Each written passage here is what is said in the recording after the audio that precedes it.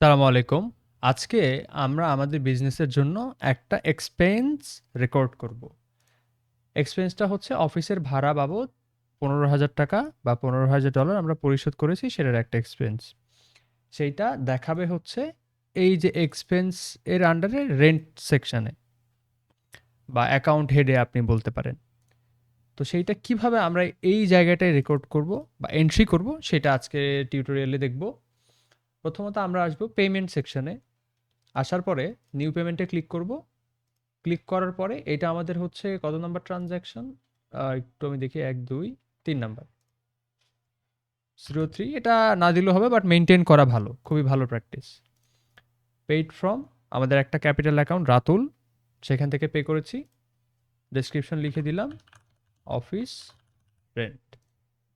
Account, আচ্ছা অ্যাকাউন্টের এখানে আমাদেরকে ওই যে অ্যাকাউন্ট হেডটা আমরা দেখেছি, আমরা আরও একবার দেখে আসি সামারিতে গিয়ে।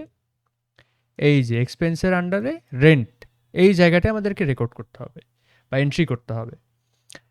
তো আমরা এইখানে সার্চ করব রেন্ট। এই যে রেন্ট যখন সার্চ করব এখানে এটা কোনটার আন্ডারে আছে সেটা আমরা দেখতে পারবো। এক্সপেন্সের আন্ডারে রেন্ট আছে, তো এখানে আমরা ক্লিক করলাম। ক্লিক করার পরে ওইটা সিলেক্ট হয়ে গেল এবং এখানে ১৫,০০০ লিখে দিলাম এবং ক্রিয়েটে ক্লিক করি, তাহলে আমাদের এটা হয়ে গেল। মানে আমাদের সেই অফিসের রেন্টটা এন্ট্রি হয়ে গেল সফটওয়্যারে। এখন আমরা সামারিতে ক্লিক করলে এই যে রেন্ট সেকশনে, এক্সপেন্সের আন্ডারে রেন্ট সেকশনে গেলে দেখতে পারবো।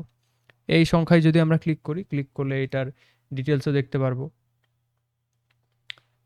এই যে এখানে দেখাচ্ছে ডেসক্রিপশন অফিস রেন্ট।